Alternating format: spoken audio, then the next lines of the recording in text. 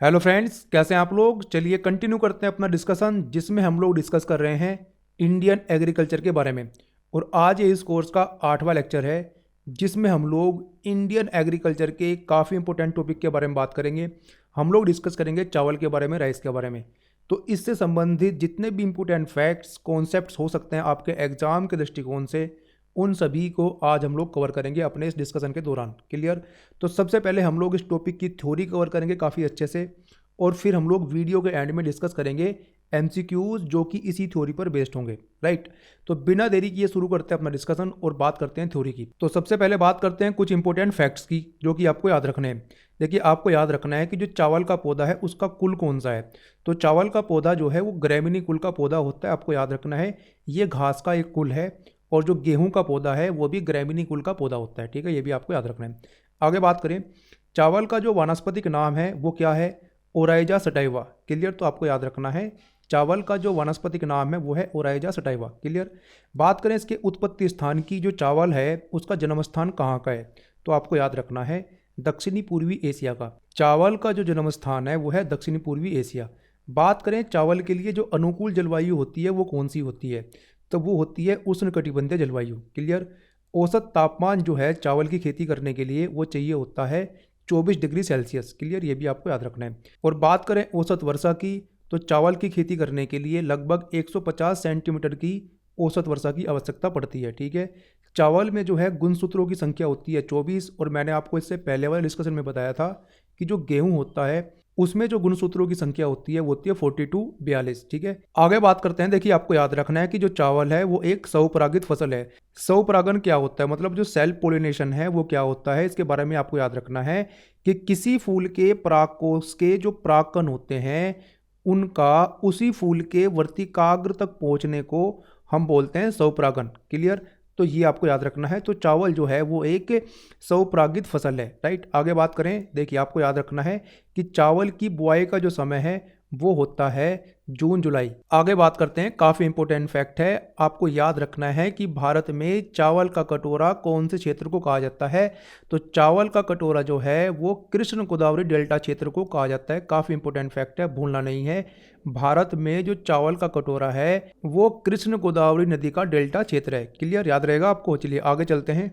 ये भी काफ़ी इंपॉर्टेंट फैक्ट है, आपको याद रखना है कि इस फसल में जैव उर्वरक के रूप में नाइट्रोजन की आपूर्ति करने के लिए अजोला और नीले हरित शैवाल का उपयोग किया जाता है। ठीक है, याद रखना आपको। तो ये जो अजोला और नीले हरित शैवाल हैं ये क्या हैं? ये बायो फर्टिलाइजर्स होते हैं, जैव उर्वरक होते हैं। बात करते हैं चावल के कुछ प्रमुख खरपतवार नाशी की, हर्बिसाइड्स की। तो इनके नाम भी आपको याद रखने हैं, एग्जाम में ये पूछे जाते हैं। तो कौन कौन से हैं देखिए, प्रोपेनिल, स्टेम 34 इसको बोलते हैं, इसका नाम आपको याद रखना है। ब्यूटाक्लोर, और तीसरा है फ्लूक्लोरालिन। तो इन तीनों के नाम याद रखने हैं आपको। ये क्या है? ये चावल के प्रमुख खरपतवार नाशी हैं, हर्बिसाइड्स हैं। ठीक है, तो इनके नाम आपको याद रखने हैं। आगे बात करते हैं क्रिटिकल स्टेजेस ऑफ इरिगेशन की, कि जो चावल है, जो चावल की खेती है उसमें सिंचाई के लिए सबसे क्रिटिकल स्टेज कौन सी होती है? बहुत सारी होती हैं, लेकिन आपको केवल इसी का नाम याद रखना है, बोटिंग स्टेज का।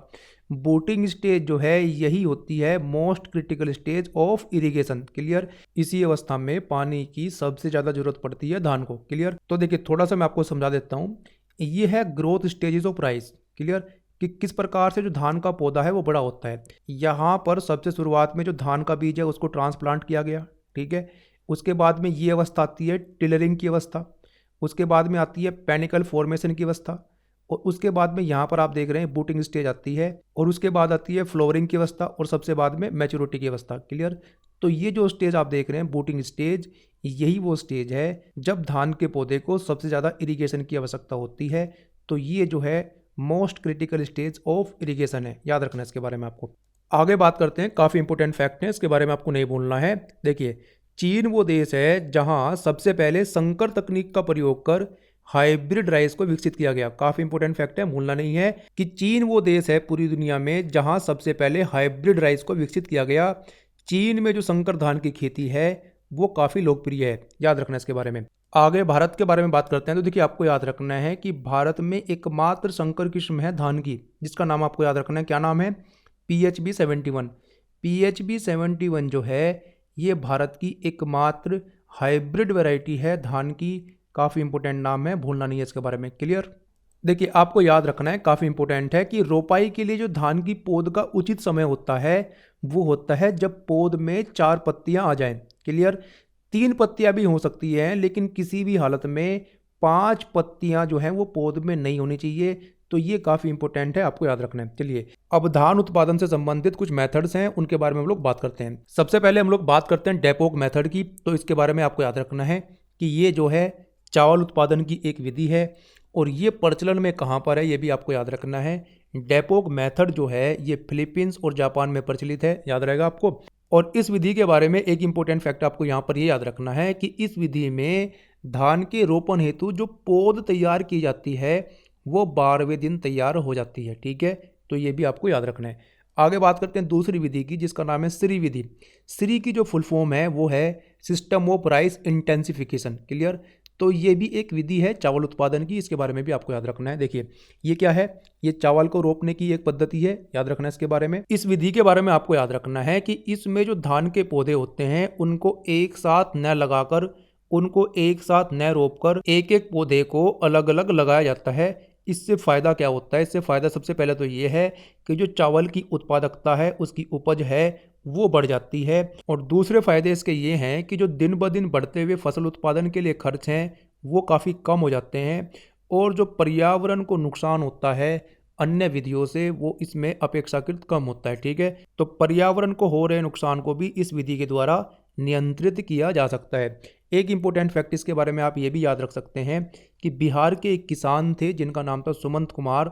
उन्होंने इसी विधि का प्रयोग कर धान उत्पादन में विश्व रिकॉर्ड बनाया था। ठीक है, चलिए आगे बात करते हैं। एक और टेक्निक के बारे में आपको यहाँ पर याद रखना है जिसका संबंध चावल की खेती से ही है, तो उसका नाम है पंख भंजन, या फिर इंग्लिश में इसको बोलते हैं पडिंग। अब पडिंग क्या है, देखिए धान के खेत में जो पंख भंजन है या फिर पडिंग है वो पानी के रिसाव को कम करने के लिए की जाती है। ये आपको याद रखना है कि पानी के रिसाव को कम करने के लिए धान के खेत में किया जाता है पंख भंजन या फिर पडिंग, याद रहेगा आपको। आगे बात करते हैं कुछ डेटा की। देखिए काफ़ी इंपॉर्टेंट है, 2018-19 का ये लेटेस्ट डेटा है, इसके बारे में आपको याद रखना है और इम्पोर्टेंट भी है। देखिए आपको याद रखना है कि विश्व में उत्पादित खाद्यान्न की समस्त फसलों में क्षेत्रफल के हिसाब से और उत्पादन के हिसाब से जो गेहूं है उसका प्रथम स्थान है, याद रहेगा आपको। इससे पहले जो है धान का स्थान आता था। क्लियर। अभी लेटेस्ट रैंकिंग ये कहती है कि गेहूं जो है वो पूरे विश्व में समस्त खाद्यान्न फसलों में क्षेत्रफल और उत्पादन की दृष्टि से नंबर 1 स्थान पर है। इससे पहले मतलब 2018-19 से पहले धान का पहला स्थान था, याद रहेगा आपको। आगे आपको याद रखना है पूरी दुनिया में जितने भी क्षेत्रफल पर धान की खेती की जाती है उसमें भारत का हिस्सा कितना है धान को लेकर, 22.8%। वेरी वेरी इंपॉर्टेंट फैक्ट है, भूलना नहीं है। ठीक है, आगे बात करते हैं भारत की कुछ रैंकिंग्स की। तो देखिए आपको याद रखना है कि जो भारत है वो चावल उत्पादन में पूरी दुनिया में दूसरे स्थान पर है। और आगे बात करें, देखिए भारत जो है वो थाईलैंड को पीछे छोड़ते हुए विश्व का सबसे बड़ा चावल निर्यातक देश बन चुका है, मतलब चावल एक्सपोर्टिंग कंट्री बन चुका है। इससे पहले थाईलैंड जो है वो दुनिया का सबसे बड़ा चावल निर्यातक देश था, लेकिन अभी भारत है। ठीक है, आगे ये भी इंपॉर्टेंट फैक्ट आपको याद रखना है कि जो चीन है वो पूरी दुनिया में सबसे ज़्यादा चावल आयात करता है। विश्व का सबसे बड़ा चावल आयातक देश कौन सा है, चीन है। क्लियर। भारत क्या है, भारत दुनिया का सबसे बड़ा चावल निर्यातक देश है, और जो चीन है वो दुनिया का सबसे बड़ा चावल आयातक देश है। क्लियर। और बात करें उत्पादन की तो भारत जो है वो दूसरे स्थान पर है पूरी दुनिया में चावल उत्पादन को लेकर। तो ये सारे इंपॉर्टेंट फैक्ट्स हैं, आपको याद रखने हैं। आगे बात करते हैं। तो देखिए आपको याद रखना है कि जो पश्चिम बंगाल और तमिलनाडु है वहाँ पर चावल की 3 फसलें जो हैं वो बोई जाती हैं एक साल में। उनके नाम आपको याद रखने हैं, वो एग्जाम में पूछे जाते हैं। तो देखिए कौन कौन सी हैं। नंबर 1 पर है ओस। ओस जो है चावल की एक किस्म है जिनको पश्चिम बंगाल तमिलनाडु वाले क्षेत्र में सितंबर अक्टूबर माह में बोया जाता है। दूसरी है अमन, ये जाड़े में बोई जाती है, मतलब जब ज़्यादा सर्दी होती है तो अमन की खेती की जाती है। और तीसरी है बोरो, ये भी चावल की एक किस्म है, ये गर्मी में बोई जाती है पश्चिम बंगाल और तमिलनाडु वाले क्षेत्र में। तो इन तीनों के नाम आपको याद रखने हैं। ठीक है, आगे बात करें। देखिए भारत में जो कृषि निदेशालय है उसके द्वारा धान की पहली पोनी प्रजाति विकसित की गई जिसका नाम है जया। क्लियर। तो आपको याद रखना है कि जो जया है वो चावल की एक प्रजाति है, और ये चावल की पहली बोनी प्रजाति है जिसको भारत में विकसित किया गया। ठीक है, अब हम लोग बात करते हैं धान की कुछ प्रमुख किस्मों के बारे में। ये काफ़ी इंपॉर्टेंट है, यहाँ से बहुत बार एग्जाम में क्वेश्चन आते हैं। तो इन किस्मों के नाम आपको याद रखने हैं, ठीक है। तो देखिए कौन कौन सी किस्में हैं, देखते हैं। साकेत, गोविंद, कावेरी, सरस्वती, रत्ना, जया, सरजू, मैसूरी, पूसा 33, बाला, लूनाश्री, जमुना, करुणा, कांसी, कांची, जगन्नाथ, कृष्णा, हंसा, विजय, पद्मा, अन्नपूर्णा, माही सुगंधा, पूसा सुगंधा 5, बरानी द्वीप, शुष्क सम्राट, लक्ष्मी भोग, बरानी द्वीप, ये फिर से यहाँ पर लिखा गया है, नरेंद्र शंकर, लालमती, मलिंजा, सुधा, जागृति, जगन्नाथ, कृष्ण विजय इत्यादि, ठीक है। तो यहाँ पर जितनी भी प्रमुख धान की किस्में हो सकती हैं वो मैंने यहाँ पर लिख दी हैं, इनके नाम आपको याद रखने हैं। और ये जो यहाँ पर ब्लू करके मैंने लिखी हैं, इनके नाम तो आपको बिल्कुल भी नहीं भूलने हैं, क्योंकि ये वो धान की प्रजातियां हैं जिनको बार बार एग्जाम में पूछा जाता है, ठीक है। अब हम लोग इन्हीं प्रजातियों में से उन प्रजातियों के बारे में बात करेंगे जो धान की बोनी प्रजाति हैं, जो धान की लंबी प्रजाति हैं और जो धान की सूखा अवरोधी प्रजाति हैं। तो इनके बारे में भी आपको याद रखना है। सबसे पहले हम लोग देख लेते हैं धान की बोनी प्रजाति कौन कौन सी हैं। तो इनमें शामिल हैं गोविंद, सरस्वती, पंकज, सोना, जया, जागृति, जगन्नाथ, कृष्ण विजय। तो ये वो प्रजातियां हैं धान की जो बोनी प्रजाति है, क्लियर। धान की लंबी प्रजातियों के बारे में बात करते हैं। तो इनमें शामिल हैं कांसी, सुधा, साकेत, क्लियर। तो इनके नाम आपको याद रखने हैं। और धान की जो सूखा अवरोधी प्रजाति हैं वो कौन कौन सी हैं, वो हैं नगीना 22, बाला और कावेरी, क्लियर। तो ये सब कुछ आपको याद रखना है। ये इतने इंपॉर्टेंट फैक्ट्स हैं, ये बार बार एग्जाम में पूछे जाते हैं, इनको आपको अच्छे से याद कर लेना है, ठीक है। चलिए आगे बात करते हैं। धान की कुछ संकर प्रजातियां हैं, हाइब्रिड वैरायटीज हैं, जिनके बारे में आपको याद रखना है, जिनमें शामिल है पूसा RS10, PHB 71। PHB 71 के बारे में आपको बता चुका हूँ कि ये धान की एक संकर किस्म है। गंगा, सुरुचि, KRS2 और सयाद्री, ये धान की संकर प्रजातियां हैं, तो इनके बारे में भी आपको याद रखना है। आगे बात करें, देखिए काफ़ी इंपॉर्टेंट फैक्ट है, भूलना नहीं है इसके बारे में। केंद्रीय धान अनुसंधान संस्थान, तो सबसे पहले तो आपको यही पता होना चाहिए कि ये कहाँ पर स्थित है। ये स्थित है कटक, उड़ीसा में। तो इस संस्थान के द्वारा धान की अधिक उत्पादन देने वाली एक किस्म को विकसित किया गया था, जिसका नाम है लूनीश्री, क्लियर। तो इसका नाम आपको नहीं भूलना है, लूनीश्री जो है धान की एक प्रजाति है। आगे बात करें, देखिए ये भी काफ़ी इंपॉर्टेंट फैक्ट है। गोल्डन धान में जो विटामिन ए होता है उसकी बहुत ज़्यादा मात्रा पाई जाती है, क्लियर, याद रखना है आपको, ठीक है। आगे बात करते हैं, देखिए IARI, Indian agriculture research institute के द्वारा बासमती चावल की कुछ उन्नत किस्में जो हैं उनको विकसित किया गया है। इनके नाम भी आपको याद रखना है, कौन कौन सी हैं। पूसा 1460 और पूसा 1401, तो इनके बारे में आपको याद रखना है। ये जो दोनों किस्में हैं ये बासमती चावल की किस्में। पूसा 1460 से संबंधित कुछ इंपॉर्टेंट फैक्ट्स हैं जिनके बारे में आपको याद रखना है। आपको याद रखना है कि ये जो है दुनिया का पहला सुपर फाइन अनाज है, ये जो है पहला बायोटेक चावल है, और इसकी जो ब्रांड का नाम है वो है सुगंध, क्लियर। तो ये कुछ इंपॉर्टेंट फैक्ट्स आपको याद रखने हैं पूसा 1460 से संबंधित, जो कि बासमती चावल की एक किस्म है, ठीक है। साथ ही साथ आपको यहाँ पर एक इंपॉर्टेंट फैक्ट ये याद रखना है कि जो महाधान है, जो सुपर राइस है, इसको विकसित किया गया था अंतर्राष्ट्रीय चावल अनुसंधान संस्थान के द्वारा, जो कहाँ पर स्थित है, ये स्थित है मनीला में। और मनीला किसकी राजधानी है, फिलीपींस की, क्लियर। तो फिलीपींस स्थित अंतर्राष्ट्रीय चावल अनुसंधान संस्थान के द्वारा विकसित किया गया था महाधान को, सुपर राइस को, ठीक है। तो ये काफ़ी इंपॉर्टेंट फैक्ट है, भूलना नहीं है। आगे बात करें, देखिए आपको याद रखना है कि भारत के बासमती चावल निर्यात में जो 75% योगदान है वो केवल पूसा बासमती 1121 का है, क्लियर। पूसा बासमती 1121 जो है इसमें एक प्रमुख समस्या होती है, मतलब इसमें एक प्रमुख रोग होता है, वो भी आपको याद रखना है, उसको बोलते हैं बकानी रोग, क्लियर। बकानी रोग जो है वो पूसा बासमती 1121 में लगने वाला एक धान का रोग है। आगे बात करते हैं, ICAR, Indian council of agriculture research, इसके द्वारा धान की एक नई किस्म का विकास किया गया जिसका नाम है पूसा 1509। अब इसकी क्या खासियत है, इसकी खासियत ये है कि यहाँ पर हम लोगों ने बात करी कि पूसा 1121 की किस्म में जो बकानी रोग लगता है, इस रोग के प्रति प्रतिरोधी है ये किस्म पूसा 1509, क्लियर। तो आपको याद रखना है कि पूसा 1121 का जो बकानी रोग है उसके प्रति प्रतिरोधी है कौन सी किस्म, पूसा 1509, क्लियर। तो काफ़ी इंपॉर्टेंट फैक्ट है, भूलना नहीं है। आगे बात करते हैं, देखिए बासमती चावल की रोपाई हेतु जो उपयुक्त बीज दर है वो होती है लगभग 15 से 20 किलोग्राम प्रति हेक्टेयर। क्लियर। चावल की एक नई किस्म है जिसका नाम है कोहसर। कोहसर की जो खेती है ये जम्मू कश्मीर की घाटी में जो ऊंचाई वाले क्षेत्र हैं वहाँ पर की जाती है। ठीक है, तो इसके बारे में भी आपको याद रखना है। आगे बात करते हैं। देखिए 5 फरवरी सन 2016 को जो भारतीय बासमती चावल है उसको जीआई टैग प्राप्त हुआ था। ठीक है, भारतीय बासमती चावल क्यों? क्योंकि देखिए एक पाकिस्तानी बासमती चावल भी है, यहाँ पर हम लोग बात कर रहे हैं अपने बासमती चावल की, भारतीय बासमती चावल की। इसको जीआई टैग मिला है सन 2016 में, तो ये आपको याद रखना है। ठीक है, चलिए आगे बात करते हैं और अब हम लोग डिस्कस करते हैं चावल में होने वाले प्रमुख रोगों के बारे में। ये काफ़ी इंपॉर्टेंट है, इन रोगों के नाम आपको याद रखने हैं, बार बार एग्जाम में यहाँ से क्वेश्चन आता है। तो कौन कौन से रोग हैं देख लेते हैं एक बार। खैरा रोग है, कालमिज, लीफ रोलर, बंका कीट, धान का झुलसा रोग, सहसा मारी, ब्राउन स्पॉट, फाल्स स्मट या फिर जिसको झूठा कंडवा रोग बोलते हैं, टुंगरो और झोंका रोग।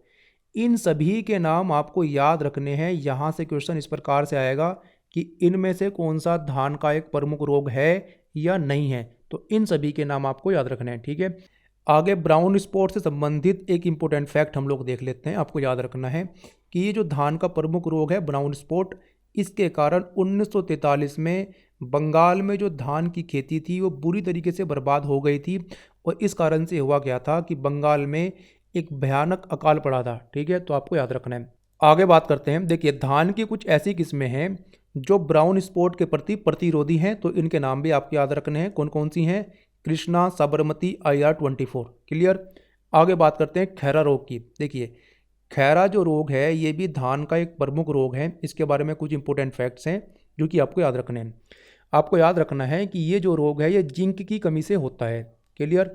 ये जो रोग है इसका प्रकोप भारत के जो तराई वाले क्षेत्र है वहाँ पर देखने को मिलता है। तो ये आपको याद रखना है कि भारत के तराई वाले क्षेत्र में जो धान की खेती की जाती है वहाँ पर खैरा रोग जो है वो देखने को मिलता है। ठीक है, इसकी रोकथाम के लिए जिंक सल्फेट का प्रयोग किया जाता है। तो ये सारे फैक्ट्स आपको याद रखने हैं। ठीक है, आगे बात करते हैं। देखिए आपको याद रखना है संयुक्त राष्ट्र संघ के द्वारा सन 2004 को अंतर्राष्ट्रीय चावल वर्ष घोषित किया गया था। काफ़ी इंपॉर्टेंट फैक्ट है, भूलना नहीं है। ठीक है, आगे बात करते हैं। देखिए चावल के धुलने पर उसमें पाए जाने वाला जो विटामिन B1 या फिर जिसको थायमीन बोलते हैं ये नष्ट हो जाता है। ठीक है, और जो पॉलिश किए हुए चावल होते हैं तो पॉलिश करने के दौरान भी ये जो विटामिन B1 है, थायमीन जो है ये नष्ट हो जाता है, और इस प्रकार के चावलों का अधिक लंबे समय तक सेवन करने के कारण जो लोग हैं वो बेरी रोग से पीड़ित हो सकते हैं। ठीक है, तो जो बेरी रोग है ये विटामिन B1 या फिर थायमीन की कमी से होता है। काफ़ी इंपॉर्टेंट फैक्ट है, आपको याद रखना है। आगे आपको याद रखना है, काफ़ी इंपॉर्टेंट है, कि चावल में सामान्यतः 6 से 7% प्रोटीन, 76% कार्बोहाइड्रेट, 2.5% वसा फैट और 1.1% जो है खनिज तत्व मिलते हैं। तो ये भी आपको याद रखना है। ठीक है, चलिए आगे चलते हैं और अब हम लोग बात करते हैं चावल की रैंकिंग्स की, और यहाँ पर हम लोग 3 चीज़ों के बारे में बात करेंगे। सबसे पहले हम लोग बात करेंगे चावल उत्पादन की, और ये देखेंगे कि पूरे भारत में वो कौन सा राज्य है जहाँ पर सबसे ज़्यादा चावल उत्पादित किया जाता है।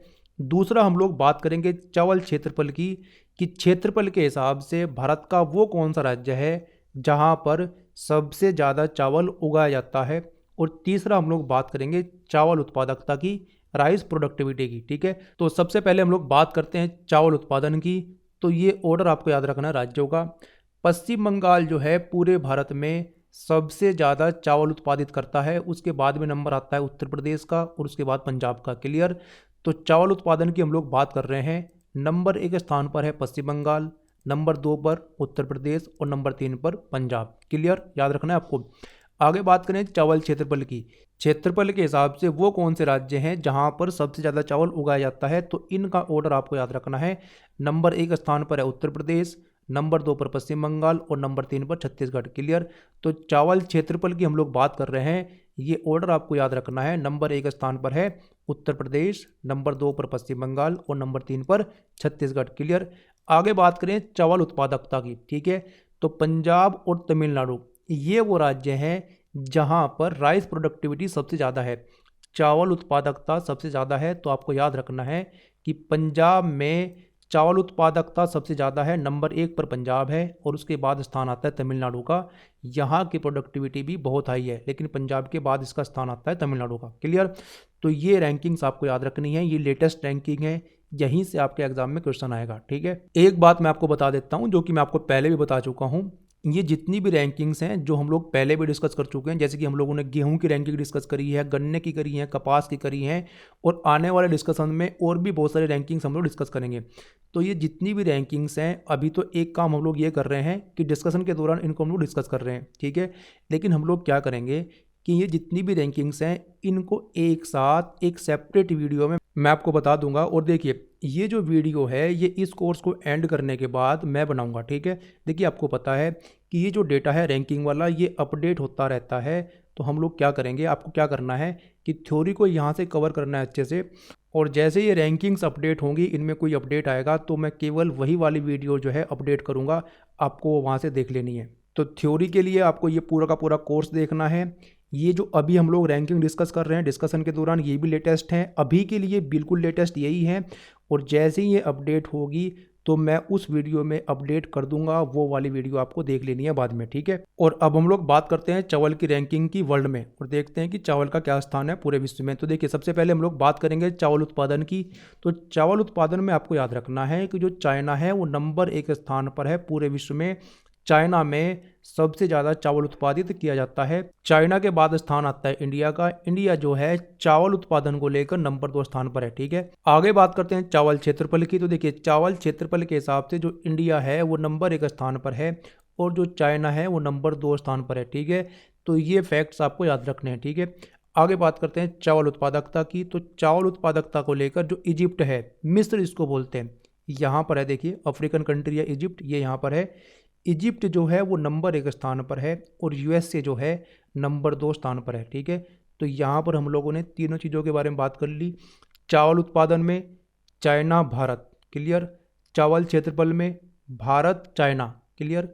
और चावल उत्पादकता में आपको याद रखना है मिस्र यूएसए, क्लियर। तो ये रैंकिंग्स आपको याद रखनी है। अभी के लिए यही वाली जो रैंकिंग्स हैं ये लेटेस्ट रैंकिंग है, यही आपको याद रखनी है, राइट। तो देखिए यहाँ पर हमारा जो थ्योरी वाला सेक्शन था वो कंप्लीट होता है। चावल से संबंधित जितने भी इम्पोर्टेंट फैक्ट्स कॉन्सेप्ट्स हो सकते थे आपके एग्ज़ाम के दृष्टिकोण से, वो थ्योरी वाले सेक्शन में हम लोगों ने काफ़ी अच्छे से डिस्कस कर लिए हैं। आपको क्या करना है, बस इनको आपको याद रखना है। ठीक है। तो यहाँ पर हमारी थ्योरी कंप्लीट होती है। अब हम लोग डिस्कस करेंगे एमसीक्यूज़ को जो इसी थ्योरी पर बेस्ड होंगे। ठीक है। तो चलिए एमसीक्यू डिस्कस करते हैं। चलिए क्वेश्चन नंबर 1 की बात करते हैं। आपको बताना है कि धान की उत्पत्ति कहाँ पर हुई है, क्लियर। यहाँ पर आपको क्या करना है, यहाँ पर आपको वीडियो को पॉज करना है, पहले ये सारे क्वेश्चन खुद से ट्राई करने हैं, इनके आंसर खुद से निकालने हैं और फिर मेरे आंसर से मैच करना है। ठीक है। देखिए एक बात मैं आपको बता देता हूँ कि ये जो कंटेंट मैं आपको प्रोवाइड करा रहा हूँ इंडियन एग्रीकल्चर पर, इससे बेस्ट कंटेंट आपको कहीं पर मिलेगा नहीं, राइट। तो आपको अच्छे से इसका फ़ायदा उठाना है और आप इसका अच्छे से फ़ायदा कैसे उठा पाओगे, जो मैं कहता हूँ आपको वो मानना चाहिए। मैंने आपको क्या कहा कि सबसे पहले तो आपको डिस्कशन बड़ी ध्यान से देखना है और हो सके तो आपको अपने नोट्स बना लेने हैं इनसे। ठीक है।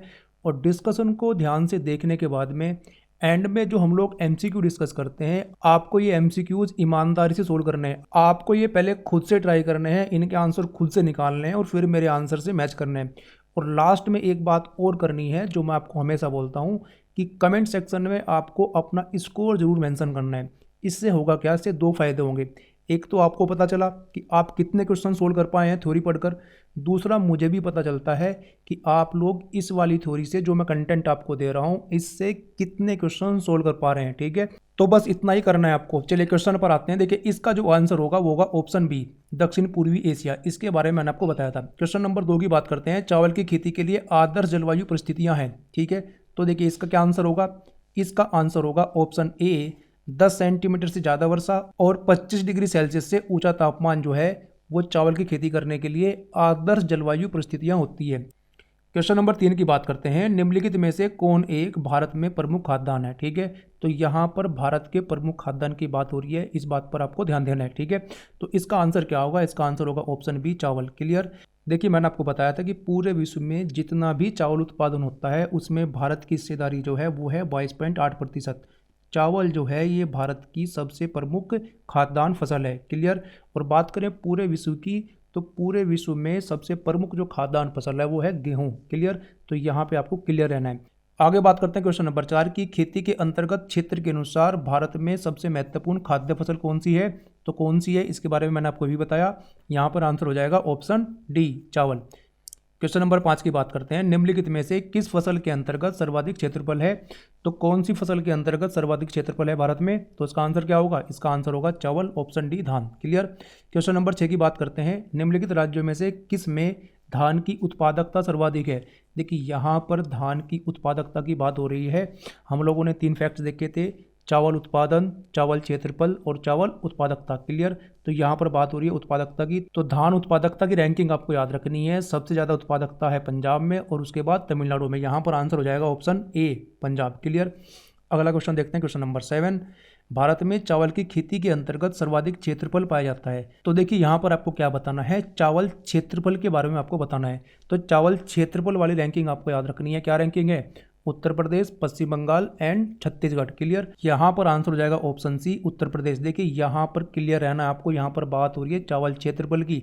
अगर चावल उत्पादन की बात करते तो आंसर होता है इसका ऑप्शन डी, पश्चिम बंगाल। ठीक है। क्वेश्चन नंबर 8 की बात करते हैं, कौन सी चावल की किस्म नहीं है? तो देखिए हम लोगों ने चावल की किस्मों के बारे में बात करी थी, देखते हैं। हंसा जो है वो एक चावल की किस्म है, जया भी एक चावल की किस्म है, पद्मा भी एक चावल की किस्म है, लेकिन जो ज्वाला है वो चावल की किस्म नहीं है। ऑप्शन सी यहाँ पर करेक्ट हो जाएगा। क्वेश्चन नंबर 9 की बात करते हैं, भारत में प्रति हेक्टेयर चावल का औसतन उत्पादन वर्ष 2020-21 में था। तो आपको बताना है कितना था। देखिए यहाँ पर मैं आपको बता देता हूँ इसका आंसर। इसका जो आंसर होगा वो होगा 2705 किलोग्राम प्रति हेक्टेयर।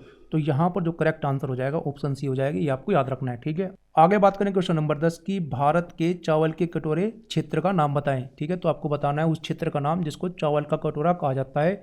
इसके बारे में आपको बता चुका था। इसका जो आंसर होगा वो होगा option B, Krishna Godavari delta क्षेत्र। क्लियर।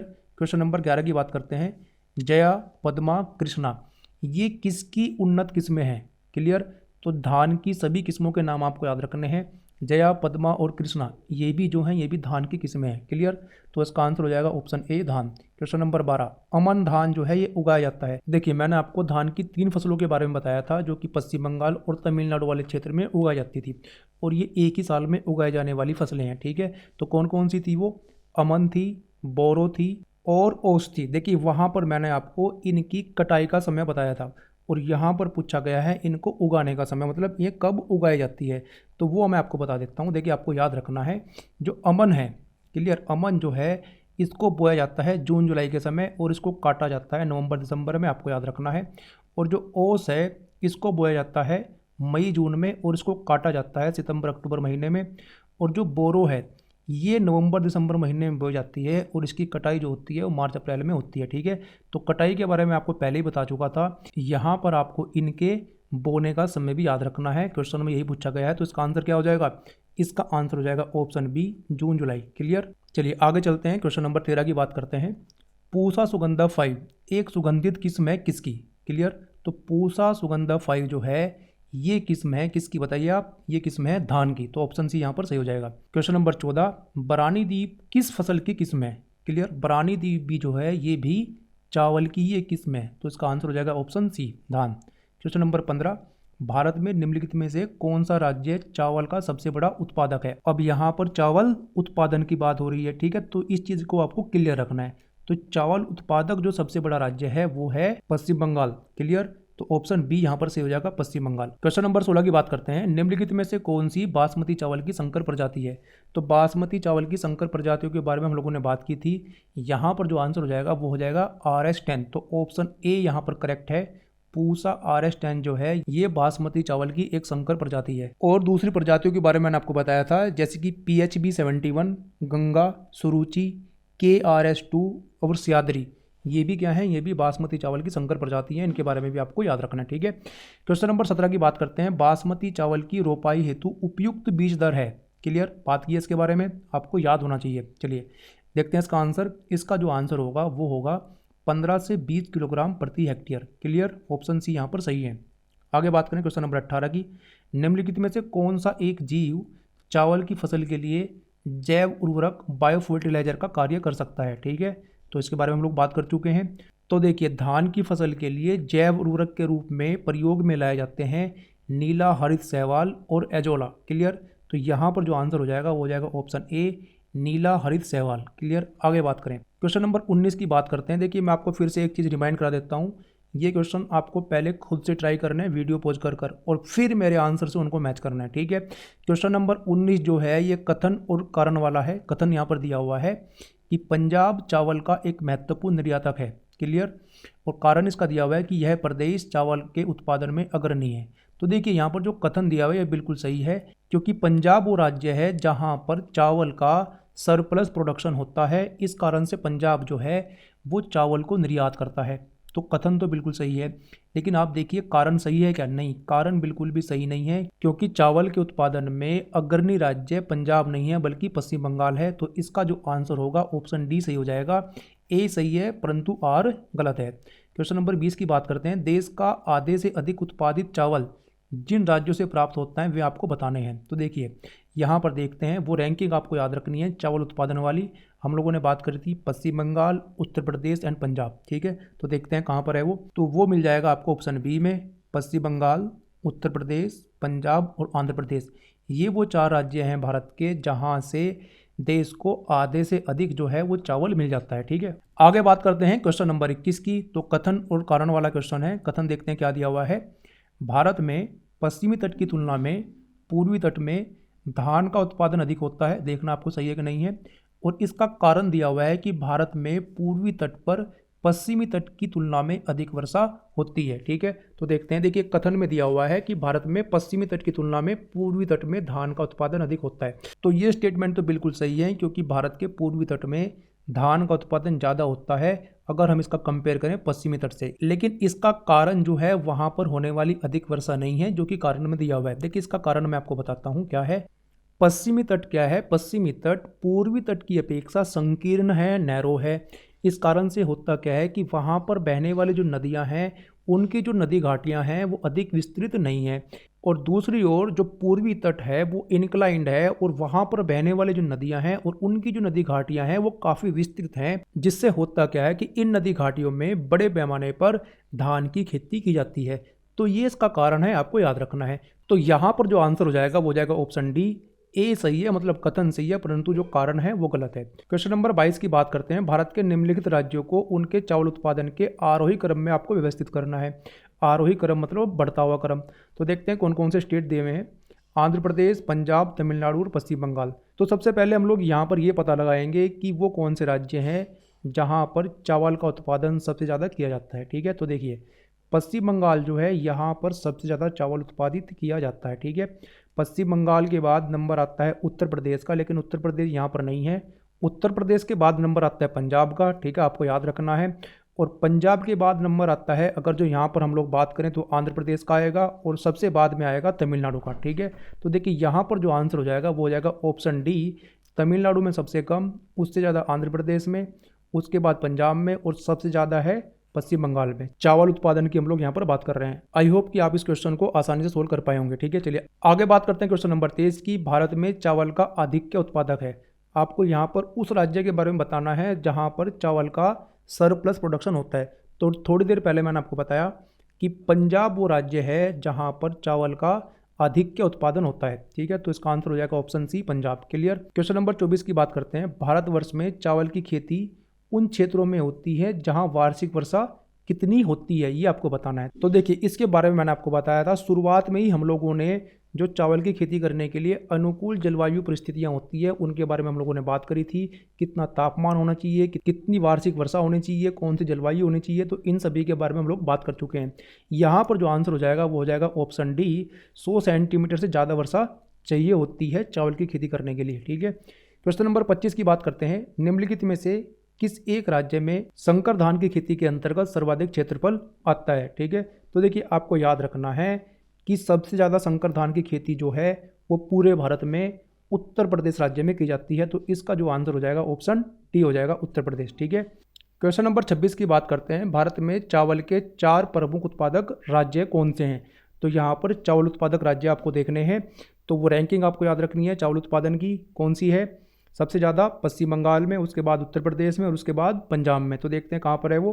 तो देखिए वो राज्य आपको मिल जाएंगे ऑप्शन सी में, पश्चिम बंगाल, उत्तर प्रदेश, पंजाब एंड आंध्र प्रदेश। ठीक है, तो यहाँ पर आंसर हो जाएगा ऑप्शन सी। क्वेश्चन नंबर 27 की बात करते हैं। भारत के निम्नलिखित राज्यों को उनके चावल उत्पादन के अवरोही क्रम में आपको लगाना है। ठीक है, अवरोही मतलब घटते हुए क्रम में आपको लगाना है। तो देखिए, तो इन राज्यों में सबसे ज़्यादा जो चावल उत्पादन करता है वो करता है पश्चिम बंगाल, उसके बाद उत्तर प्रदेश, उसके बाद पंजाब और उसके बाद आंध्र प्रदेश। तो 4 3 2 1 इसका आंसर हो जाएगा ऑप्शन डी 4 3 2 1। आगे बात करते हैं क्वेश्चन नंबर 28 की। तो देखिए, भारत के राज्यों में से कौन सा राज्य चावल का सर्वाधिक उत्पादन प्रति हेक्टेयर करता है। ठीक है, तो क्वेश्चन को बड़े ध्यान से आपको पढ़ना है। यहाँ पर चावल उत्पादकता के बारे में पूछा जा रहा है। तो चावल उत्पादकता वाली रैंकिंग आपको याद रखनी है, क्या है, पंजाब एंड तमिलनाडु। सबसे ज़्यादा चावल उत्पादकता पंजाब में है और उसके बाद में तमिलनाडु में। तो यहाँ पर जो आंसर हो जाएगा ऑप्शन डी जो है करेक्ट हो जाएगा, पंजाब। क्वेश्चन नंबर 29 की बात करते हैं। निम्नलिखित में से किस फसल की रोपाई की जाती है। तो रोपाई जो है वो भी धान की ही की जाती है। इसके बारे में मैंने आपको बताया था, कुछ विधियों के बारे में भी हम लोगों ने डिस्कस किया था। तो यहाँ पर आंसर हो जाएगा ऑप्शन बी, धान। ठीक है, क्वेश्चन नंबर 30 की बात करते हैं। फसल और उसके सर्व प्रमुख उत्पादक राज्यों के निम्नलिखित युग्मों में से कौन सा सही नहीं है। ठीक है, तो यहाँ पर क्या दिया हुआ है, फसलों के नाम दिए हुए हैं और उनसे संबंधित राज्य दिए हुए हैं। आपको यह देखना है कि क्या ये राज्य इस फसल को लेकर सबसे बड़ा उत्पादक है या नहीं है। तो ऑप्शन ए में दिया हुआ है चावल पश्चिम बंगाल, तो ये बिल्कुल सही है। पश्चिम बंगाल जो है चावल का सबसे बड़ा उत्पादक है। क्लियर। ऑप्शन बी में दिया हुआ है गेहूं उत्तर प्रदेश, तो ये भी बिल्कुल सही है। गेहूं उत्पादन को लेकर उत्तर प्रदेश जो है वो पूरे भारत में नंबर 1 स्थान पर है। इसके बारे में हम लोग बात कर चुके हैं। ऑप्शन सी की बात करते हैं, कपास गुजरात, तो ये भी बिल्कुल सही स्टेटमेंट है। कपास उत्पादन की अगर हम लोग बात करें तो कपास उत्पादन में नंबर 1 स्थान पर है गुजरात। ठीक है, और ऑप्शन डी भी जो है ये भी बिल्कुल सही है, क्योंकि राई और सरसों के उत्पादन को लेकर जो राजस्थान है वो नंबर 1 स्थान पर है। तो यहाँ पर आंसर हो जाएगा ऑप्शन ई, इनमें से कोई नहीं। ठीक है, तो देखिए यहाँ पर हम लोगों ने सारे के सारे एमसीक्यू भी डिस्कस कर लिए हैं। तो इस प्रकार से आज का हमारा जो ओवरऑल डिस्कशन था चावल को लेकर वो हमारा खत्म होता है। चावल से संबंधित जितने भी इंपॉर्टेंट फैक्ट्स कॉन्सेप्ट्स हो सकते थे वो हम लोगों ने थ्योरी वाले सेक्शन में डिस्कस किए हैं और फिर हम लोगों ने बात करी है उसी थ्योरी पर बेस्ड एमसीक्यूज की। ठीक है, आई होप कि आपको पूरा का पूरा डिस्कशन जो है वो अच्छे से समझ में आया होगा। तो इस डिस्कशन में इतना ही, मिलते हैं नेक्स्ट वीडियो में। Thank you.